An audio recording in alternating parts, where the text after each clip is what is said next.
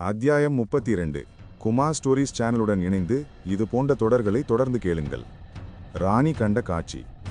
ராணி ஆதித்யாவையே பார்த்து கொண்டு ஒரு பாறையில் அமர்ந்திருந்தாள். ஆதித்யாவை சுற்றியிருந்த அந்த வித்தியாசமான சக்தியின் முத்திரைகள் ஆதித்யாவின் உடலுக்குள் சிறிது சிறிதாக சென்றன. ஆதித்யாவிடமிருந்து ஒரு சிறு நறுமணமும் அதே நேரத்தில் காதில் மெல்லியதான ஒரு ஓசையும் அவளுக்கு கேட்டது. அதிலேயே அவள் உடல் புத்துணர்ச்சி அடைந்தது போல் உணர்ந்தாள். இது எந்த வகையான சக்தி என எனக்கு தெரியல, ஆனா இது ரொம்ப நல்லா இருக்கு. இவங்கிட்ட இருந்து வர சிறிய அளவு சக்தியே என் உடம்புக்கு இவ்வளவு புத்துணர்ச்சி கொடுக்குது.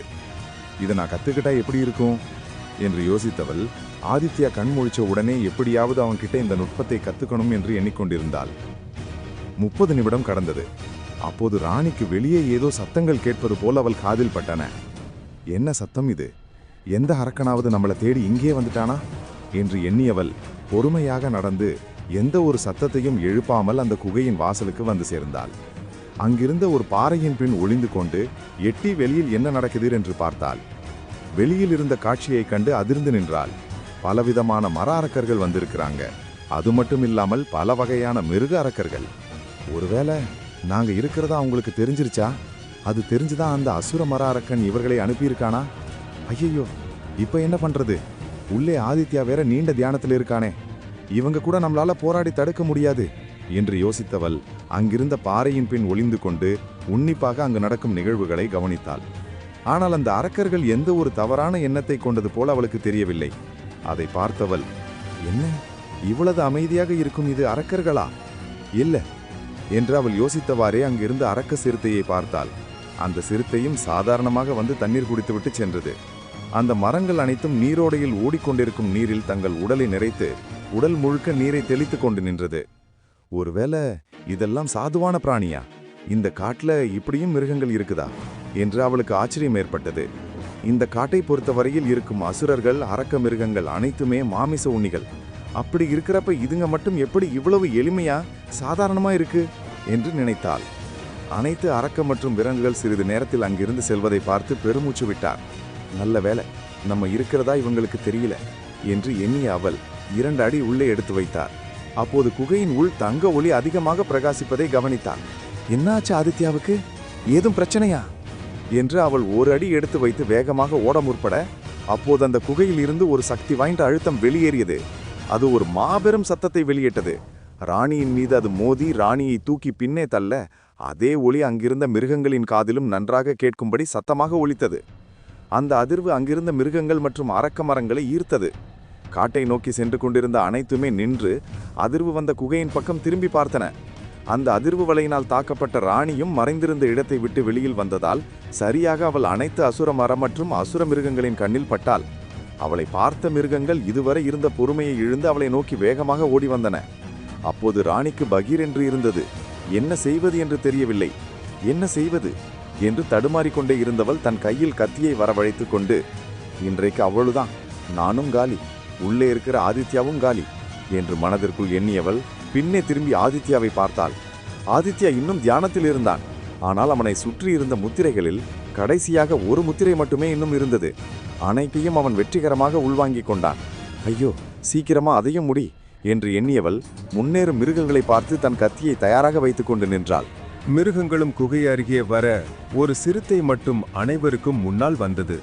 ராணி தன் கையில் இருந்த கத்தியை இறுக்கமாக பிடித்தவள் அந்த சிறுத்தையுட போராட முன்னே விரைந்தார். தரையிலிருந்து எம்பி சிறுத்தையை நோக்கி செல்ல அப்போது சிறுத்தை ஒரு கர்ஜிக்கும் மொழியை வெளியிட்டது. அதில் ராணியை மீண்டும் பின்னோக்கி தரையில் அனுப்பியது. எழும்பிய வேகத்தில் பின்னே சென்றவள் தனது கத்தியை கிடைமட்டமாக பிடித்து அந்த ஒளியில் இருந்து தன்னை தற்காத்து கொண்டாள். இருப்பினும் அவள் விடுவதாக இல்லை. சிறுத்தையுடன் தனது போராட்டத்தை தொடங்கினாள். மரங்கள் அதிக வேகமாக நடக்க முடியாததால் அவை அனைத்தும் பொறுமையாக நடந்து குகை அருகில் வந்தன. ஆனால் அதற்குள் சிறுத்தை, புலி மற்றும் இரத்த மிருகங்கள் என 10க்கும் மேற்பட்ட விலங்குகள் அந்த குகையின் அருகில் வந்தனர். ஒரு கையில் சிவப்பு நிற வாளும் மற்றொரு கையில் வெள்ளி நிற குத்து கத்தியும் வைத்திருந்தவள் அனைத்துடனும் போராடத் தொடங்கினாள்.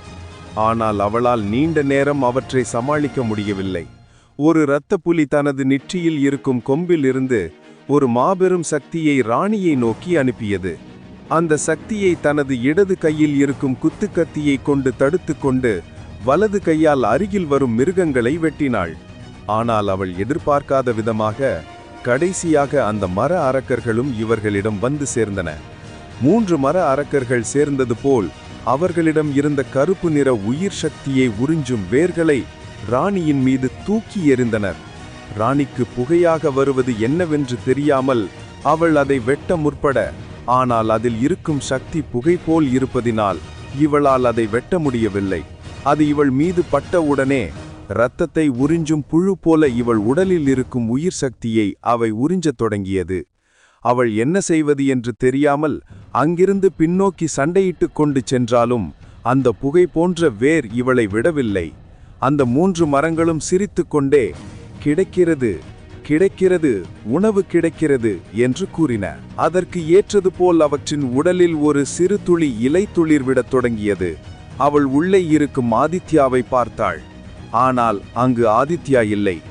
என்ன ஆச்சு, ஓடிட்டானா என்று அவள் எண்ணிக்கொண்டு தரையிலிருந்து மேலே பார்க்க ஆதித்யா அமர்ந்தபடியே 10 அடிக்கு உயர பறந்து கொண்டிருந்தான். அப்போது ராணி மற்றும் அந்த அரக்கர்களின் நடுவே ஒரு பலம் வாய்ந்த சத்தம் கேட்டது. என்ன சத்தம் என அவள் திரும்பி அரக்கர்கள் திசையில் பார்க்க, இருவருக்கும் முன் ஆதித்யாவின் ஈட்டி இருந்தது. அது கடவுளை கொல்லும் ஈட்டி. அங்கு குத்திய நிலையில் இருந்தது. அந்த ஈட்டியின் நுனியில் இருக்கும் தங்க நிற கத்தி பிரகாசமாக ஒளிரத் தொடங்கியது. அங்கு இருக்கும் மரத்தின் உயிர் சக்தியை உறிஞ்சும் சக்தியை விட இந்த ஆயுதத்திடம் இருக்கும் உயிர் சக்தியை உறிஞ்சும் சக்தி அதிகம். ஆகையால் அது உடனடியாக அந்த 3 மர அரக்கர்களிடம் இருந்து வந்த வேர்களையும் ஈர்க்கத் தொடங்கியது. அந்த மரங்களால் கூட தங்களுடைய வேரை கட்டுப்படுத்த முடியவில்லை. 3மே அந்த ஈட்டியும் தங்க நிற ஒளியில் வந்து ஒட்டி கொண்டன.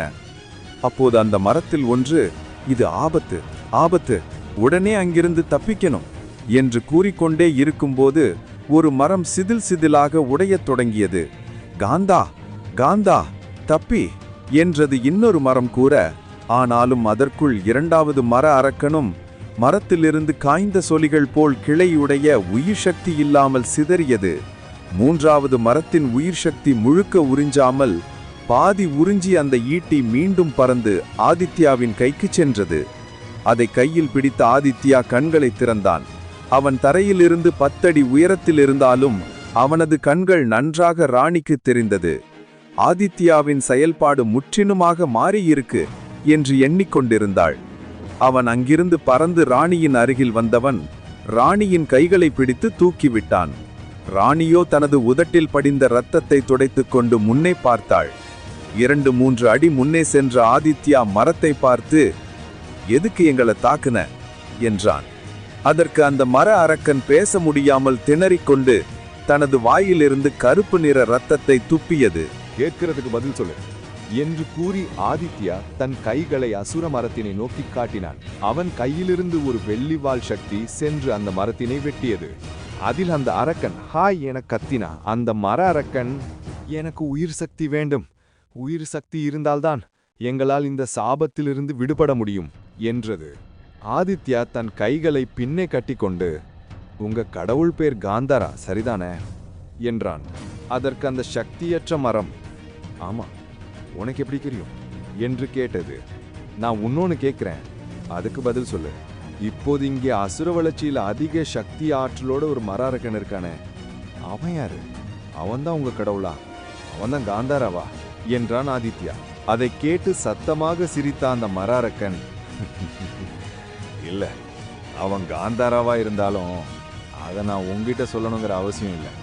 மிஞ்சி மிஞ்சி போனா நீ என்ன கொல்லுவ, அவ்வளவுதானே என்றது அந்த அசுர மரம். அதை கேட்டு ஆதித்யா சில முத்திரைகளை செய்து அந்த மரத்தை நோக்கி அனுப்பினான். தன்னை கொல்ல போகிறான் என்று உணர்ந்த அந்த மரம் கண்களை மூடி, கடவுள் வாழ்க, காந்தாரா இளவரசர் வாழ்க என்று கூறியது. அது மரணிக்கப் போகிறது என்று எண்ணிக்கொண்டிருக்கும் போது அந்த முத்திரை அதன் மீது பட்டவுடன் அது ஜொலிக்கத் தொடங்கியது. இதை சற்றும் எதிர்பார்க்காத ராணியும், ஆதித்யா என்ன செய்றீங்க என்றார். ஏனெனில் அந்த மரத்தின் உயிர் சக்தி அதிகரிப்பதை ராணியால் உணர முடிந்தது. ஆதித்யா எதற்கு அந்த மரத்திற்கு சக்தியை கொடுக்கிறான் என்று அவளுக்கு தெரியவில்லை.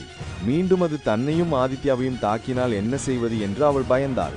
ஆனால் ஆதித்யா அவள் கூறுவதை கேட்டு சிரித்துக்கொண்டு, பொறுமையாயிரு ராணி, உங்களுக்கு புரியும் என்றான். தன் உடலில் இலைகள் துளிர்ப்பதை பார்த்த அந்த அசுர மரம், என்ன என் ஆற்றல் இது என்று கீழே படுத்து ரத்தம் சிந்திக் கொண்டது. சடாரென எழுந்து நின்றது.